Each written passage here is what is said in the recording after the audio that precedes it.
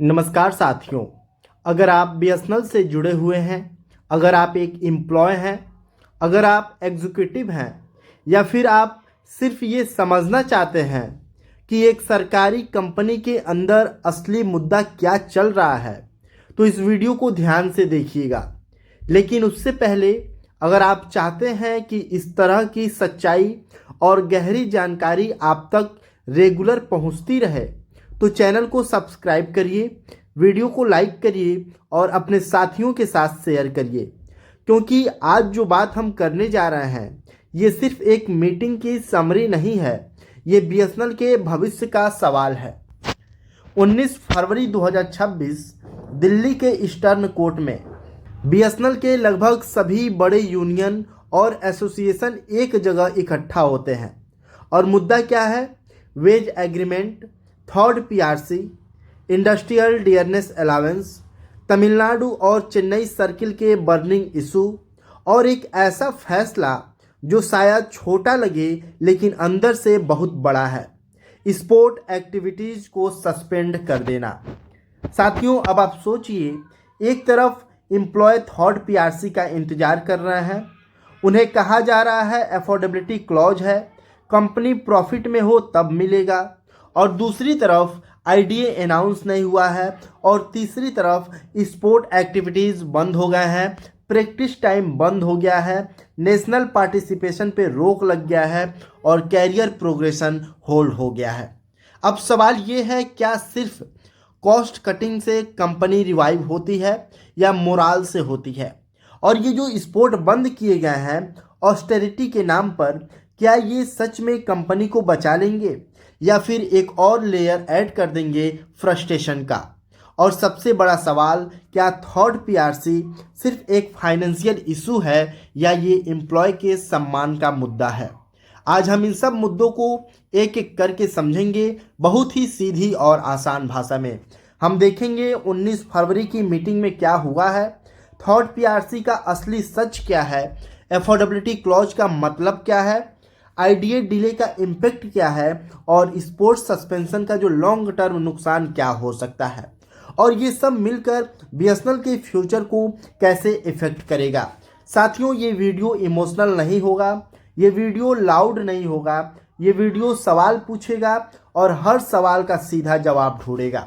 इसीलिए वीडियो को एंड तक जरूर देखिएगा, क्योंकि जो पिक्चर आपको दिखेगी ये सिर्फ एक डिपार्टमेंटल इशू नहीं है, ये एक ऑर्गेनाइजेशनल माइंडसेट का रिफ्लेक्शन है। चलिए शुरू करते हैं। साथियों, 19 फरवरी 2026 को एक इमरजेंट मीटिंग हुई थी दिल्ली के ईस्टर्न कोर्ट में, और इस मीटिंग में बीएसएनएल के लगभग सभी बड़े यूनियन और एसोसिएशन शामिल थे। BSNL employ union, national federation telecom employ, Sanchar Nigam employ association, all India graduate engineer and telecom officer association, Sewa, BSNL telecom employ union, all India BSNL employ association और डीईडब्ल्यूएबी, ये सारे एसोसिएशन इस मीटिंग में शामिल थे।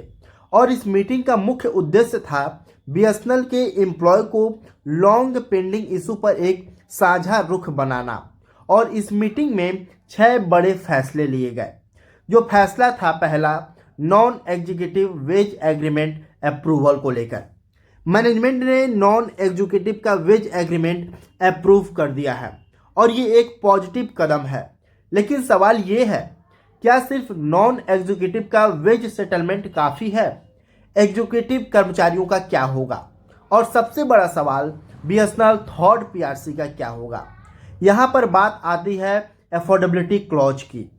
साथियों, थर्ड पीआरसी यानी third पे रिवीजन कमेटी, ये कमेटी पब्लिक सेक्टर कंपनीज के एग्जीक्यूटिव के लिए सैलरी स्ट्रक्चर रिवाइज करती है। लेकिन एक शर्त लगाई गई है, अगर कंपनी प्रॉफिट में है तभी फुल बेनिफिट मिलेंगे, और इसी को कहते हैं अफोर्डेबिलिटी क्लॉज।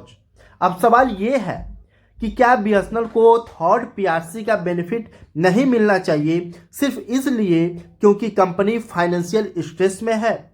एम्प्लॉय ने क्या गलती की है? साथियों, मीटिंग में एक और सीरियस बात उठाई गई है। चेन्नई और तमिलनाडु सर्किल के कुछ बर्निंग इशू जो लंबे समय से पेंडिंग में है। यूनियन ने कहा है कि मैनेजमेंट जानबूझकर इन मुद्दों को सेटल नहीं कर रहा है और ये बात एम्प्लॉय के बीच असंतोष बढ़ा रहा है। इस पर सीएमडी को एक मेमोरेंडम भी दिया जाएगा। अगले पार्लियामेंट सेशन 9 मार्च से शुरू हो रहा है और यूनियन का प्लान है कि जितने भी एमपी हैं उनको एक मेमोरेंडम दिया जाएगा और इस मेमोरेंडम में जो मुख्य मुद्दा होगा एफोर्डेबिलिटी क्लॉज में रिलैक्सेशन को लेकर, यानी जो थर्ड पीआरसी है उसका फुल इम्प्लीमेंटेशन बिना फाइनेंशियल शर्त के हो। और ये बहुत बड़ा कदम हो सकता है अगर थर्ड पीआरसी को कोई पॉलिटिकल सपोर्ट मिल जाए तो। साथियों, चौथा जो फैसला लिया गया मुद्दे में मीटिंग में ये था आईडीए अनाउंसमेंट के पेंडिंग को लेकर। आईडीए यानी इंडस्ट्रियल डियरनेस अलाउंस 1 जनवरी 2026 से आईडीए रिवाइज होना था और अभी तक अनाउंस नहीं हुआ है। एम्प्लॉय के लिए महंगाई बढ़ रही है लेकिन जो अलाउंस है ये अभी भी पेंडिंग में है और यूनियन ने डिसाइड किया है कि जो डिपार्टमेंट ऑफ पब्लिक इंटरप्राइज है उससे बात की जाएगी। साथियों, अब हम बात करते हैं एक ऐसे इशू को जो बाहर से छोटा लग सकता है लेकिन अंदर से बहुत बड़ा है। मैनेजमेंट ने ऑस्टेरिटी के नाम पर स्पोर्ट एक्टिविटीज बंद कर दी है। ये सिर्फ स्पोर्ट बंद करने का मुद्दा नहीं है, ये एक मैसेज है और मैसेज ये है कि हम मोरल से ज़्यादा कॉस्ट कटिंग को इम्पोर्टेंस दे रहे हैं। साथियों, बीएसएनएल ने सालों तक टैलेंटेड स्पोर्ट पर्सन को रिक्रूट किया है, उन पर पैसा खर्च किया है, उन्हें ट्रेनिंग दी है और नेशनल लेवल पर रिप्रेजेंट भी करवाया है। अब जब उन्हें सपोर्ट की ज़रूरत है तो स्पोर्ट बंद हो गया है, प्रैक्टिस टाइम बंद हो गया है, स्पेशल लीव बंद हो गया है और पार्टिसिपेशन में भी रेस्ट्रिक्शन लग गया है। उनके कैरियर के प्रोग्रेशन पे होल्ड कर दिया गया है। तो साथियों, फिर स्पोर्ट रिक्रूटमेंट का क्या मतलब था? क्या स्पोर्ट पर खर्चा सच में इतना बड़ा है या फिर ये एक इजी टारगेट है कॉस्ट कटिंग के लिए? स्पोर्ट पर खर्चा मिनिमल होता है, कंपेयर करें तो कोई नॉन प्रोडक्टिव एक्सपेंस नहीं होता है, लेकिन जो निशाना स्पोर्ट पर है ये क्यों हो रहा है? साथियों, पहले स्पोर्ट रिक्रूट को प्रैक्टिस के लिए टाइम मिलता था, अब ये भी बंद हो गया है। अब ट्रेनिंग टाइम नहीं मिलेगी तो परफॉर्मेंस कैसे मेंटेन होगा, और अगर परफॉर्मेंस नहीं होगा तो बीएसएनएल का नाम कैसे रोशन होगा?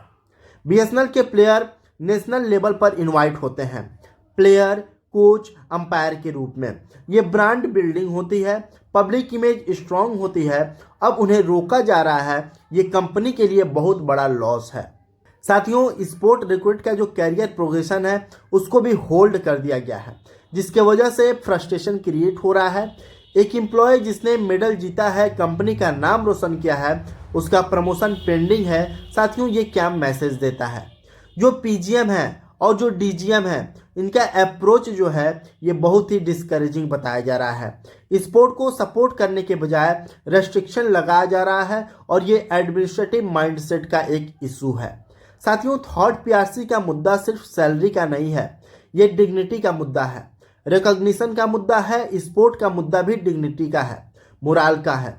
एक तरफ एम्प्लॉय थर्ड पीआरसी का इंतजार कर रहा है और दूसरी तरफ उनके मोटिवेशन के सोर्स बंद किए जा रहे हैं, यानी कर्मचारियों पर डबल प्रेशर है। साथियों, अगर थर्ड पीआरसी डिले होता है तो जो एग्जीक्यूटिव कर्मचारी हैं उनका मोरल गिरता रहेगा, प्राइवेट सेक्टर से कंपैरिजन बढ़ेगा, टैलेंट रिटेंशन प्रॉब्लम होगी और ऑर्गेनाइजेशनल एनर्जी भी कम होगी। और जब मोरल गिरता है तो कंपनी की जो प्रोडक्टिविटी है ये भी कम होती है। और ऐसे में स्पोर्ट का रिवाइवल क्यों ज़रूरी है? स्पोर्ट डिसिप्लिन सिखाता है, लीडरशिप डेवलप करता है, टीम स्पिरिट क्रिएट करता है और एक स्ट्रगलिंग ऑर्गेनाइजेशन को इन सब चीज़ों की ज़रूरत होती है। कॉस्ट कटिंग से ज़्यादा मोरल बिल्डिंग की ज़रूरत होती है। बीएसएनएल अब रिवाइवल फेज में है, गवर्नमेंट से सपोर्ट मिल रहा है, नेटवर्क एक्सपेंशन हो रहा है और इस वक्त अगर एम्प्लॉय का कॉन्फिडेंस स्ट्रांग होगा तो रिवाइवल फास्ट होगा। लेकिन अगर थर्ड पीआरसी पेंडिंग में रहे, आईडीए पेंडिंग में रहे, स्पोर्ट सस्पेंड कर दिया जाए, प्रमोशन को होल्ड कर दिया जाए, तो मैसेज क्या जा रहा है? क्या किया जा सकता है? अफोर्डेबिलिटी क्लॉज में रिलैक्सेशन लाया जा सकता है, आईडीए का तुरंत अनाउंसमेंट किया जाए, स्पोर्ट एक्टिविटीज का रिवाइवल किया जाए, कैरियर प्रोग्रेशन क्लियर पॉलिसी हो और एडमिनिस्ट्रेटिव अप्रोच भी हो। साथियों, एक कंपनी सिर्फ बैलेंस शीट से नहीं चलती है, वो लोगों से चलती है, एम्प्लॉय से चलती है, उनके मोराल से चलती है। अगर आप स्पोर्ट को बंद कर देंगे, सैलरी रिवीजन डिले कर देंगे, तो अलाउंस होल्ड कर देंगे, तो क्या आप एक मोटिवेटेड वर्कफोर्स एक्सपेक्ट कर सकते हैं? साथियों, ये समय है मैनेजमेंट और गवर्नमेंट दोनों के लिए सोचने का। थर्ड पीआरसी सिर्फ एक फाइनेंशियल डिसीजन नहीं है, ये एक कॉन्फिडेंस बिल्डिंग मेजर है। स्पोर्ट्स सिर्फ एक एक्टिविटी नहीं है, ये ऑर्गेनाइजेशन की स्पिरिट है। बीएसएनएल के भविष्य तभी स्ट्रांग होंगे जब उनके भविष्य स्ट्रांग होंगे, और एम्प्लॉय तब स्ट्रांग होंगे जब उन्हें सम्मान, सहायता और समर्थन तीनों मिलेगा। साथियों, अगर आपको ये जानकारी अच्छी लगी हो तो वीडियो को ज़्यादा से ज़्यादा लाइक करके शेयर कर दीजिएगा और हमारे चैनल को सब्सक्राइब करना बिल्कुल भी मत भूलिएगा। ठीक है साथियों, मिलते हैं आपसे अगली एक और लेटेस्ट अपडेट के साथ। तब तक के लिए जय हिंद, जय भारत।